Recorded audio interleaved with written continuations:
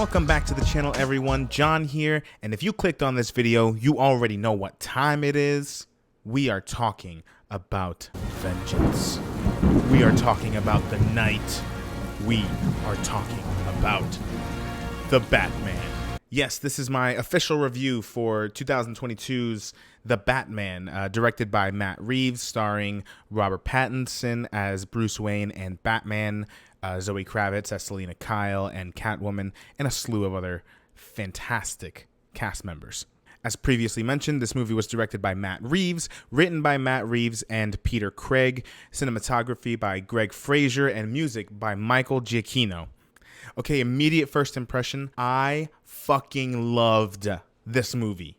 Yeah, I was blown away. I thought it was just absolutely amazing. It was dark, it was grounded, it was epic, and it was perhaps the darkest and most complex that we've seen The Dark Knight yet on screen. The movie overall was like this gangster neo-noir detective film with just a splash of horror and romance. And what I really appreciated was that director Matt Reeves and company, they don't let the fact that this is a Batman movie, a superhero film, distract from the artistry that can come along with this movie. Gotham felt like a living, breathing entity. Like the city felt alive. And maybe part of that was the fact that they filmed in several locations to give Gotham a real but unique feel. And something else I really loved was the opening sequence. When the movie starts, we just get logos and then the title card, kind of like one of those old, Warner Brothers gangster movies. Warner Brothers, get it? Because it's the Warner Brothers movie. Anyway. And picking up with that, kind of artistry, that opening sequence with the Riddler looking into someone else's home, and all we can see is like the vision through the binoculars and hear this just heavy breathing. It was just so chilling and suspenseful, and I just think that's just a glimpse of the type of movie we get. It's unlike any Batman movie we've ever seen. And before I get into things I really enjoyed about the movie, I just want to put this out in the forefront. I am going into The Flash with an open mind. But based off of the last few movies we've seen Batman in, I am under the impression that having a Batman who is kind of grounded in a reality a little more similar to ours is what works best on screen. I am more than willing and ready to be proven wrong, but based on what we have, that's just kind of where I'm at with it. So I want to talk a little bit about some of the things I really liked about this movie. First off, Zoe Kravitz. But really, the cast was just awesome. Robert Pattinson knocks it out of the freaking park. What I really love about his take on the Batman, and this goes along with just the writing, is that we really see a complexity to Batman we haven't seen before. We've always seen him kind of, brooding and dark and the ultimate goth. And that's still here, but there's something about the fact that now he has this internal conflict of his parents not being really who he thought they were, and how he has to navigate through that, and how he has to navigate Alfred wanting good for him. And like I mentioned before, Zoe Kravitz was also awesome in this movie. I'm glad she got to get her due diligence by even getting to audition, let alone star in a Batman movie. For those who don't know, she was not allowed to audition for The Dark Knight Rises. Was told she was too urban. And we know what that's code for. Not cool. But yeah, another one, knocked it out of the park. Jeffrey Wright, Colin Farrell, John Turturro. Just so many wonderful. Oh my God, Paul Dano as the Riddler. We'll touch on him a little later. But yeah, the cast overall was just fantastic. I really love that this is not an origin story. We have seen the origin story of Batman many times now. So I appreciate that. Kind of like what Spider-Man Homecoming did.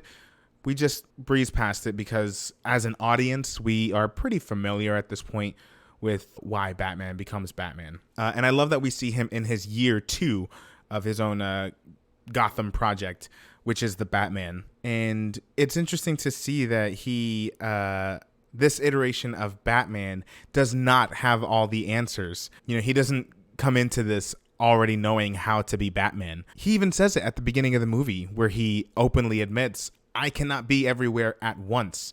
That's why he uses fear. And I think that's just a brilliant way to point that out.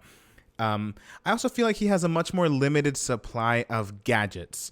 And in fact, a lot of the gadgets he did have, for the most part, were pretty practical more than anything. You know, he had the grapple hook, which is just an iconic Batman gadget to have, but also the chest piece, which also acts as a blade.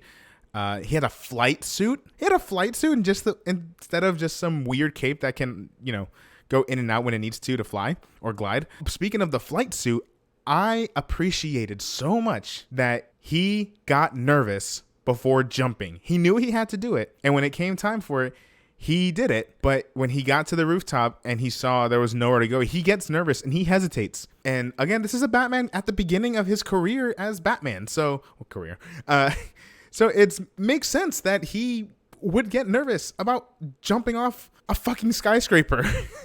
And more than anything, he was always one step behind the Riddler. And ultimately, the Riddler does kind of win in a way.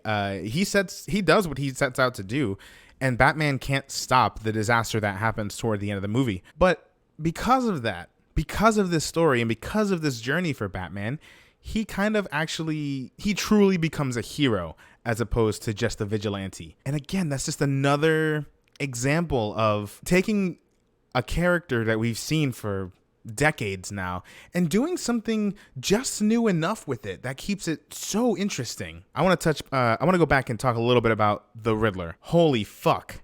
Paul Dano was brilliant. He was absolutely terrifying, but he was brilliant.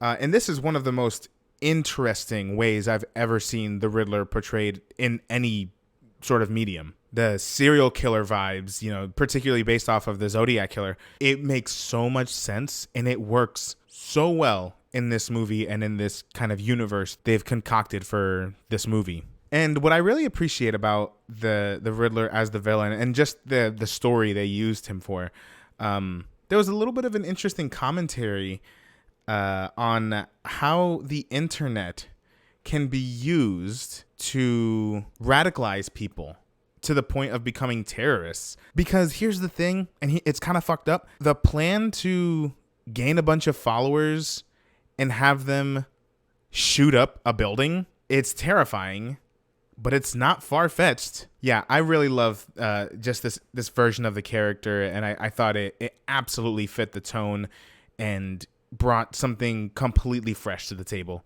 So just another example of that. One other bit of commentary that this movie made a couple of times, they addressed the often brought up question about, well, why wouldn't the Wayne family, or Bruce Wayne more specifically, just donate, money to help fight poverty and crime? And Thomas Wayne in this movie tries to do that. He's running for mayor, and whether or not he wins, he pledges $1 billion in this renewal grant, this renewal funding. And as soon as he dies, what does the city do? City officials, police, crime bosses, they all take it because the town is corrupt. So again, I mean, I still think that's a fair criticism of this character, but I just thought it was an interesting way to take this story. And also, and I love that Catwoman brings up to Batman that, yeah, the Riddler is taking out all of these white privileged assholes. I'm surprised you're not on his side. Because again, this movie was very intentional. Who are the corrupt ones in this movie? All of these, billionaire and millionaire political figures. Because when it comes to some real world shit, a lot of what's going wrong, it's because of those assholes. But I also love the irony that she brings that up to Bruce Wayne. I mean, it's just funny. But yeah, I love that little bit of commentary that the movie throws in because it doesn't ever feel pandering or misplaced. It's kind of starting a conversation while still also being a superhero movie. There was one guy in there in the movie theater who was like, white privilege. He didn't say all that, but it was this chuckle he did said it for him. Anyway, moving on. The last thing I want to talk about is just the music. Oh my God, the score was magnificent. It was kind of like what I said earlier about the movie overall. It was epic. It was appropriately dark and grand, sometimes a little bit jazzy, which I appreciated. And I love that the movie starts off with Ave Maria, and a version of that song in a minor key is the Riddler's like motif, his theme. It's so much creepier because it's often sung at funerals, but giving a song so closely associated with death to a murderer and changing it to a minor key. Okay, Mr. Giacchino, that's some brilliant and clever songwriting. I also thought the soundtrack of the movie worked pretty well. They incorporated a lot of Nirvana and just that type of like grungy punk feel. And again, it totally fits Batman. And that's no disrespect to...